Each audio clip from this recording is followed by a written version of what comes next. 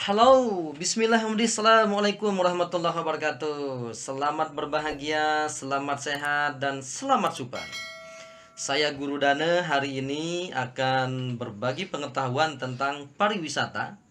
Tapi ingat ya, topik yang kita akan bahas sekarang tentang pemasaran produk pariwisata. Baik, adik-adik yang lagi berbahagia dan ibu-ibu yang sembari memasak di rumah dan bapak-bapak yang lagi bekerja, beraktivitas untuk cari nafkah.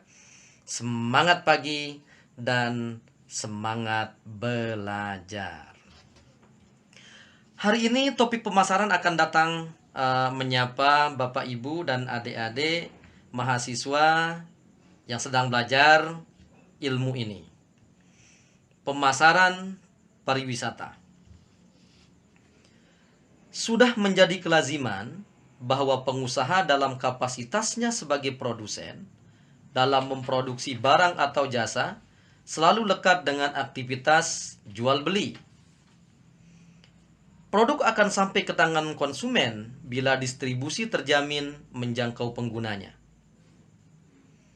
Dalam konteks pariwisata, produk tidak harus dalam bentuk barang yang secara fisik bisa dilihat dan dikonsumsi.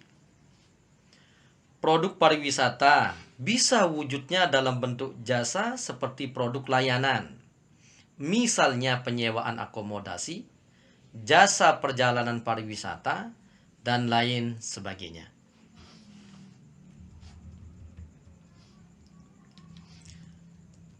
Pemasaran oleh banyak kalangan dianggap sebagai kunci keberhasilan mengapa barang atau jasa memiliki histori berhasil atau gagal.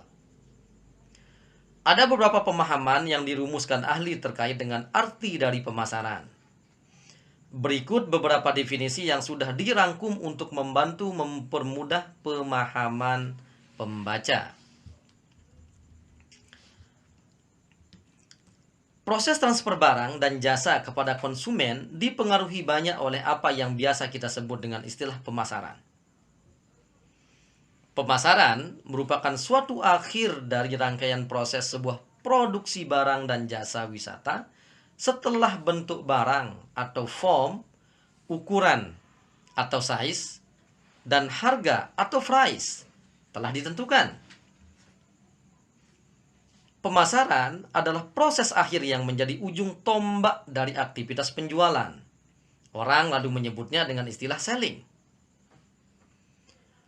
Volume penjualan terhadap produk yang diproduksi akan sangat tergantung dari bagaimana prosesnya dikemas dan dilakukan. Tidak sedikit kualitas barang wisata yang bagus mengalami tren pasar yang biasa, bahkan tidak ada peminat pasar. Orang lalu berpikir bahwa apa yang salah dengan barang tersebut? Mungkinkah barang tersebut tidak dinikmati konsumen? Atau kualitas yang dirasa sangat buruk sehingga tidak ada peningkatan penjualan? Atau ada faktor lain yang sangat berpengaruh menentukan keberhasilan penjualannya? Salah satu jawaban dari pertanyaan ini adalah pemasaran. Saat ini, mayoritas orang berpendapat bahwa pemasaran atau marketing adalah sama dengan penjualan atau selling, atau bahkan periklanan atau advertising. Tidak. Mereka lupa bahwa periklanan dan advertising merupakan bagian dari promosi yang juga tentu berbeda dari pemasaran. Promosi adalah satu-satunya komponen. Promosi, sekali lagi diralat ya, promosi adalah satu-satu komponen pemasaran. Jadi, apa sih yang dimaksud dengan pemasaran? Baik, Bapak Ibu sekalian dan pemirsa yang lagi berbaik hati dan semangat pada kesempatan hari ini, kita akan coba mengupas bagian pemasaran. Satu, pemasaran dan pasar. Merujuk pada apa yang disampaikan oleh Asosiasi Pemasaran Amerika atau American Marketing Associations, bahwa pemasaran dimaknai dengan proses perencanaan atau pelaksanaan konsep, promosi, harga, dan penyampaian ide barang dan jasa guna menciptakan dan memuaskan target organisasi atau individu. Sederhananya, Bapak Ibu, adik-adik sekalian, pemasaran itu adalah penciptaan komunikasi yang mempromosikan barang dan jasa di mana kepuasan konsumen menjadi prioritas utama dengan pertimbangan keterjangkauan harga dan tempat. Bila definisi pemasaran ini dikaitkan dengan konteks pemasaran pariwisata, maka Bapak Ibu sekalian, adik-adik yang lagi berbahagia, pemasaran pariwisata bisa diartikan sebagai suatu aktivitas komunikasi promosi. Tentu yang dimaksud adalah barang dan jasa kepariwisataan dengan penyampaian pesan untuk keperluan pemenuhan kebutuhan wisatawan. Definisi pemasaran seperti yang telah dijelaskan dapat dipahami bahwa pemasaran pada intinya. Nah, ini yang menjadi pokok ya. Ini yang menjadi pokok. Pemasaran adalah sebuah aktivitas usaha yang dijalankan dengan mengkomunikasikan pesan barang dan jasa tersampaikan kepada konsumen. Sekali lagi, pemasaran itu adalah aktivitas usaha yang dijalankan dengan mengkomunikasikan pesan barang dan jasa tersampaikan kepada konsumen.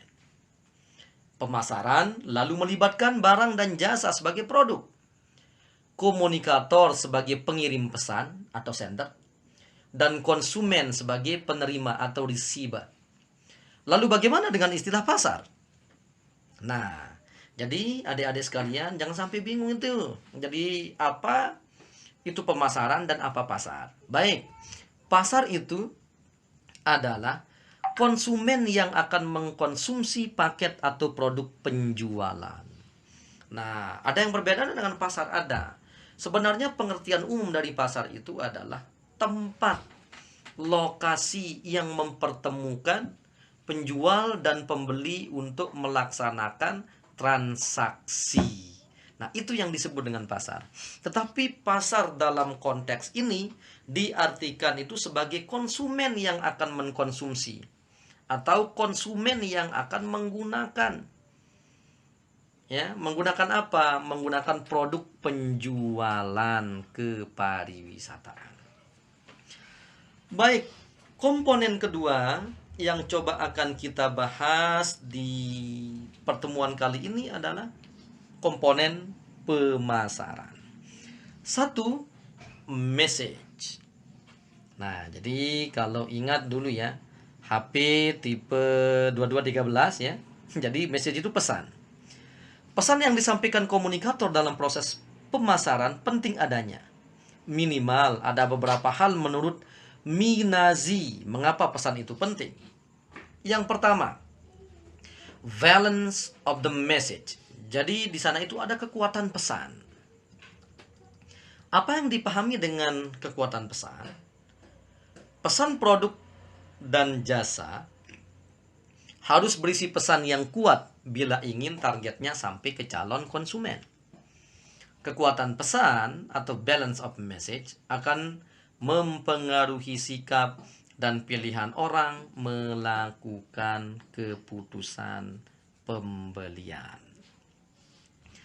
Bagian kedua dari komponen pemasaran adalah balance of the message, pesan yang berimbang. Ya. Pesan dituntut berimbang. Kadang tidak sedikit konten informasi produk wisata yang disampaikan bersifat one-sided atau sebelah pihak saja. Pesan hanya menguntungkan kalangan pengusaha atau konsumen saja. Hal ini bisa berakibat pada adanya bias atau bias kepercayaan dari potensi wisatawan menggunakan produk dan jasa. Two-sided atau informasi yang memuat dua sisi, bisa positif dan negatif, perlu diupayakan supaya ada pilihan rasional calon wisatawan, apakah akan mengkonsumsi produk tersebut atau akan mencari alternatif lain karena tidak bisa memenuhi kebutuhan si calon pengguna. Oke, komponen yang ketiga yang akan diulas lagi adalah argument quality atau kualitas pesan. Kualitas argumentasi dari isi pesan sebaiknya dari sebuah produk ya penting dipertimbangkan. Penerima pesan atau calon potensial wisatawan akan menilai sampai seberapa meyakinkan konten yang disampaikan akan mempengaruhi sikap pembelian. Dalam mempertimbangkan ini, kualitas isi akan mempertimbangkan relevansi sejauh mana pesan membantu dalam mengambil keputusan calon wisatawan untuk pembelian. Kebaruan waktu di samping relevansi dapat sewaktu-waktu merubah persepsi wisatawan akan pembelian yang direncanakan.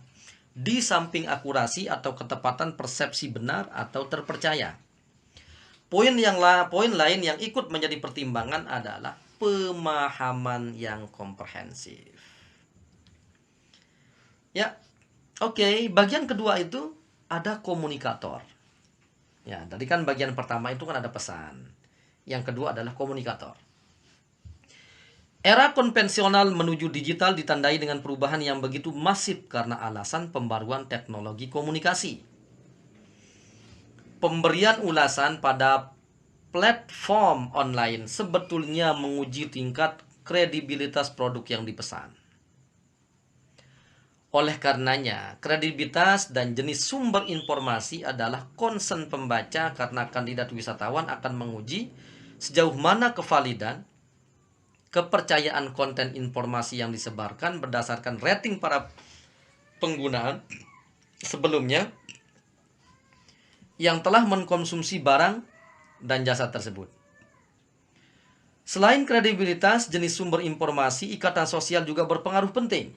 Bayangkan, tidak sedikit calon wisatawan atau orang yang akan mengkonsumsi sebuah produk atau jasa wisata mengakses informasi dari kerabat, kolega, atau teman secara global karena mereka terikat pada akun media sosial seperti Facebook, Twitter, Instagram, WhatsApp, dan lain-lain.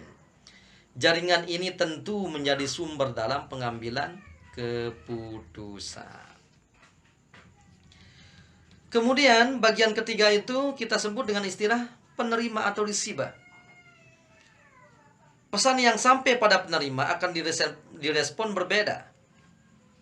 Faktor seperti persepsi, motivasi diri, dan pengalaman dari penerima pesan menjadi pertimbangan kuat.